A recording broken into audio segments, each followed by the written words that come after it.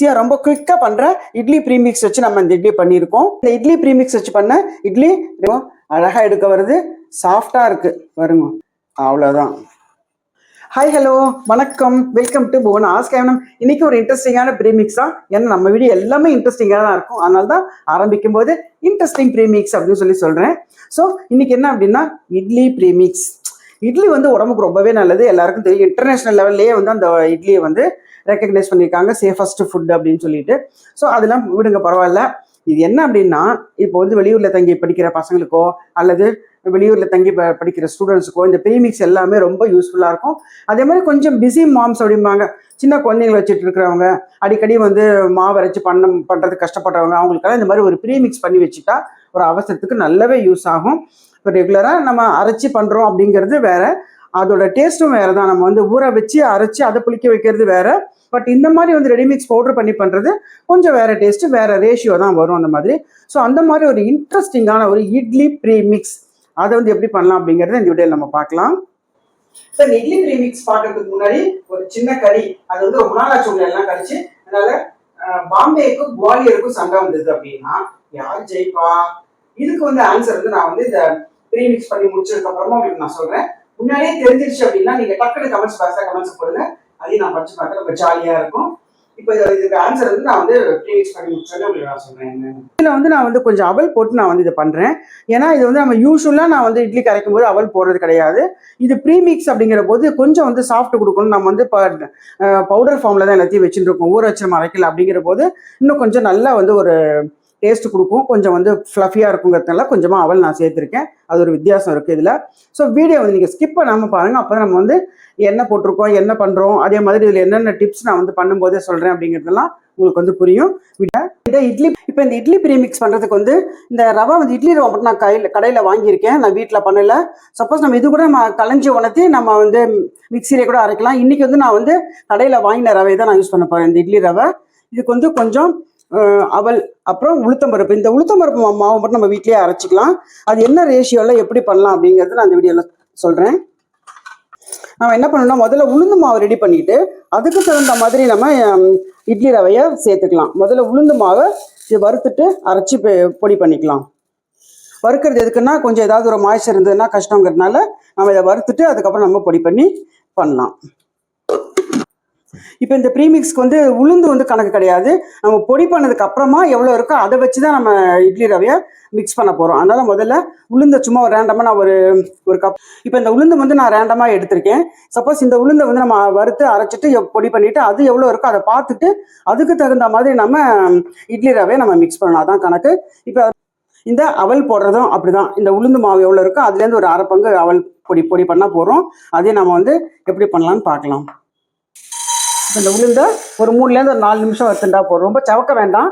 அதாவது கொஞ்சம் ஈரம் மாய்ச்சர் இல்லாமல் நான் கொஞ்சம் பொடி பண்ணுறதுக்கு ஈஸியாக இருக்கும். அதுக்காக இதை நம்ம லேசாக வறுத்துக்கலாம். இது ஏன் வறுக்கணும் அப்படின்னா, நமக்கு பொடி பண்ணுறதுக்கு ஈஸியாக இருக்கும். அதே சமயத்தில் லைட்டாக மாய்ச்சரைசர் இருந்தாலும் அது இல்லாமல் கொஞ்சம் சேஃப்டியாக இருக்கும். ஏன்னா நம்ம ப்ரீமிக்ஸ் ஸ்டோர் பண்ணி வைக்கணும் இல்லையா, அதுக்காக இந்த மாதிரி கொஞ்சம் சேஃப்டிக்காக இது மாதிரி பண்ணிக்கலாம். குழக்குழப்பு தன்மை போயிடும். அது ரொம்ப வறுத்துட்டோம் அப்படின்னா உளுந்து குழக்குழப்பு தன்மை போயிடும். இது லேசாக அப்படி பிரட்டியாச்சு. இப்போ பாருங்க, இதை நல்லா அரிப்பை எடுத்து இதை நம்ம மிக்சியில் போட்டு அரைச்சி சலிச்சு எடுத்துக்கலாம்.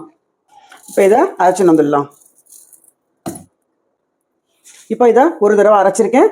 மறுபடியும் நம்ம சலிச்சுட்டு திருப்பி வரதையும் சேர்த்து நம்ம மறுபடியும் அரைக்கலாம். 3 தடவை அந்த மாதிரி அரைச்சி எடுத்தோம்னா நமக்கு ஃபுல்லாக மாவு கிடச்சிடும்.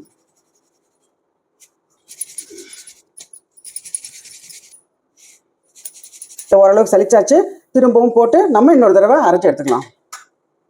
இப்போ இதை திரும்பவும் அரைச்சின்னு வந்திருக்கேன். அப்புறம் ஆவி பறக்குது பாருங்க, பொடி பொடியாக பறக்கிறது. இதை 2வது போட்டதையும் நம்ம இப்படி சலிச்சுக்கலாம்.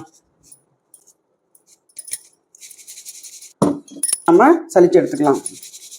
இப்போ இந்த மாவு நம்ம அளந்து எடுத்துக்கலாம் எவ்வளோ இருக்குன்னு. இப்போ இதை பார்த்தீங்கன்னா ஒரு கப்பு நமக்கு கிடச்சிருக்கு. இப்போ இதில் அவல் கொஞ்சம் எடுத்து வச்சுருக்கேன். இந்த அவலையும் அந்த மாதிரி நம்ம கொஞ்சம் பொடி பண்ணி எடுத்துக்கலாம். இதை சலிக்க வேண்டியதில்லை, அவல் பொடி பண்ணால் போகிறோம். இதில் போட்டுக்கிறேன். இதையும் அரைச்சி எடுத்துக்கலாம்.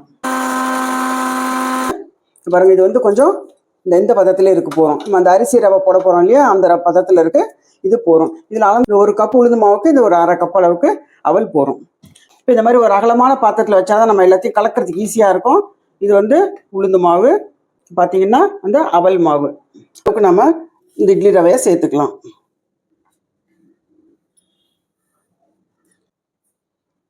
இது ஒரு 2 கப்பு நம்ம இதில் போட்டிருக்கோம். பண்ணலாம்னா இது கொஞ்சம் உப்பையும் போட்டுட்டு நல்லா கலந்து வச்சிட்டோம் அப்படின்னா நம்ம அப்படியே எடுத்து தண்ணி விட்டு கரைச்சி இட்லி வாக்கலாம். இதில் வந்து இந்த டேபிள் சால்ட் போடுறேன், 1 ஸ்பூனு. இது 1 ஸ்பூன், 2 ஸ்பூன் போட்டால் சரியாக இருக்கும் இதுக்கு. ஸோ 2ங்க இந்த மாதிரி ஒரு அகலமான பிளேட்டு அல்லது ஒரு பேசின் அதை வச்சு அதில் நீங்கள் வந்து இந்த மாதிரி நம்ம கலந்து விட்டோம் அப்படின்னாக்கா நல்லாவே ஒன்றோட ஒன்று மிக்ஸ் ஆகிடும். இதை நம்ம ஒரு பாட்டிலில் போட்டு வச்சிட்டோம் அப்படின்னா நமக்கு எப்போ வேணுமோ அப்போ வந்து நம்ம இட்லிக்கு வந்து ஊற வச்சு கரைச்சி பண்ணணும். நம்ம புளிக்க வைக்கணும். இப்போ நைட்டு வாக்குறீங்க அப்படின்னா இட்லி கார்த்தாலேயே நம்ம வந்து இதை ஊற வச்சு வச்சிடணும் இல்லையா. கார்த்தால வார்க்கணும் இட்லி அப்படின்னாக்கா நைட்டு தூங்க போகிற போது கொஞ்சம் எடுத்து நம்ம வந்து கரைச்சி வச்சிட்டோம் அப்படின்னா மறுநாள் கார்த்தால இட்லி வாக்கலாம். மாவு புளிச்சிருந்தா தான் இட்லியும் நல்லாயிருக்கும், ரைஸ் ஆகிருக்கணும், அப்போ தான் இட்லி நல்லாயிருக்கும். இந்த இட்லி ப்ரீமிக்ஸ் வந்து நான் வந்து ஒரு டப்பாவில் போட்டு வச்சுட்டேன், அவ்வளோதான். இது மாதிரி மூடி வச்சுட்டிங்கன்னா 3 மாதம் 4 மாதம் ஆனாலும் ஒன்றும் ஆகாது. இல்லைன்னா நம்ம கொஞ்சம் எடுத்து புளிக்க வச்சு அந்த இட்லியும் பார்த்து நம்ம பார்க்கலாம் எப்படி இருக்குன்னு. இப்போ இந்த இட்லி ப்ரீமிக்ஸ் பண்ணோம் இல்லையா, அதுலேருந்து இங்கே பாருங்க ஒரு பாட்டிலில் ஃபுல்லாக எடுத்து வச்சுட்டேன். இதில் கொஞ்சம் மாவு வந்து புளிக்க வச்சுருக்கேன். இது பாருங்க நல்லா புளிச்சு வந்திருக்கு. இப்போ இதில் ஒரு சின்ன வேலை பண்ணேன். இந்த பொடியை வந்து அப்படியே நான் வந்து கொஞ்சம் புளிக்க வச்சு போட்டு பார்த்தேன், இட்லி சரியாக வரல. அதனால் என்ன பண்ணினேன்னா இதை வந்து ஊற வச்சுட்டு நல்லா வந்து நைட்டு ஊற வச்சேன். அப்புறம் கார்த்தால என்ன பண்ணேன்னா அதை எடுத்து கொஞ்சம் மிக்சியில் ஒரு 2-3 நிமிஷம் வந்து கொஞ்சம் அரைச்சேன். அதுக்கப்புறம் பார்த்தா இது நல்லா புளிச்சிருக்கு. இல்லைன்னா இந்த மாதிரி வந்து புளிக்க மாட்டேங்கிறது மாவு. இப்போ நம்ம இதுலேருந்து ஒரு 4 இட்லியை பார்த்து பார்க்கலாம். இப்போ இந்த இட்லி ப்ரீமிக்ஸ்லேருந்து கொஞ்சம் எடுத்து நம்ம இட்லி பார்த்து பார்க்கலாம். அவ்வளோதான். ஒரு சாம்பிளுக்காக ஒரு 4 இட்லி பார்க்குறேன்.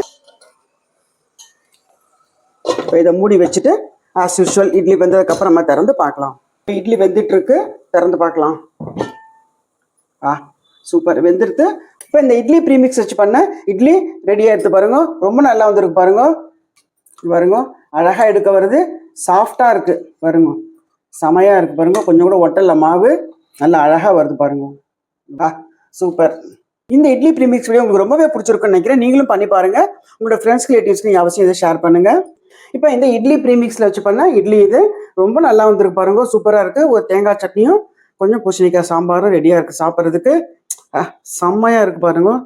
இப்போ இந்த வீடியோ ஆரம்பத்தில் நான் சொல்லியிருப்பேன், இது மாதிரி வந்து ஒரு கடி ஜோக் சொன்னேன். அதை வந்து அதுக்கு ஆன்சர் வந்து நம்ம இந்த ப்ரீமிக்ஸ் பார்த்து முடிச்சோடனே சொல்கிறேன் அப்படின்னு சொல்லியிருந்தேன்.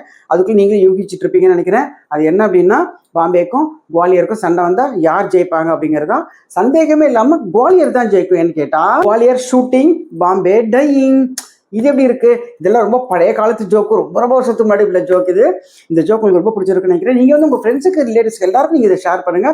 அவங்க என்ஜாய் பண்ணுவாங்க, அவங்க கொஞ்சம் பேருக்கு சொல்லுவாங்க. ரொம்ப ஜாலியாக இருக்கும் இது. இந்த ஜோக் உங்களுக்கு ரொம்ப பிடிச்சிருக்குன்னு தான் நான் நினைக்கிறேன். ப்ரீமிக்ஸை வந்து இந்த மாதிரி பாட்டிலையும் போட்டுக்கலாம், அப்படி இல்லைன்னா ஏதாவது ஒரு டப்பா மூடி போட்ட டப்பா சம்புடம்னு சொல்லுவோம் இல்லையா, அது மாதிரி இதுலையாவது போட்டுக்கலாம். இது வந்து நல்லா கொஞ்சம் ஏர் டைட்டாக இருக்கிற இதில் போட்டு வச்சுட்டிங்க அப்படின்னா 3 மாதத்துலேருந்து 6 மாதம் வரைக்கும் கூட நீங்கள் யூஸ் பண்ணலாம். கொஞ்சம் நிறைய வேணும்னா இதே வந்து இந்த ப்ரொப்போர்ஷனேட்டை பார்த்துட்டு அப்படியே வந்து டபுள் பங்கோ அல்லது ட்ரிபிள் பங்கோ போட்டுட்டு நீங்கள் வந்து மெஷினில் கொடுத்து அரைச்சி நீங்கள் வந்து ஸ்டோர் பண்ணி நிறையா வச்சு வேணால் அந்த மாதிரியும் வச்சுக்கலாம். அது இந்த இட்லி ப்ரீமிக்ஸ் வீடியோ உங்களுக்கு ரொம்ப பிடிச்சிருக்குன்னு நினைக்கிறேன். அடுத்த வீடியோவில் சந்திப்போம். நன்றி, வணக்கம்.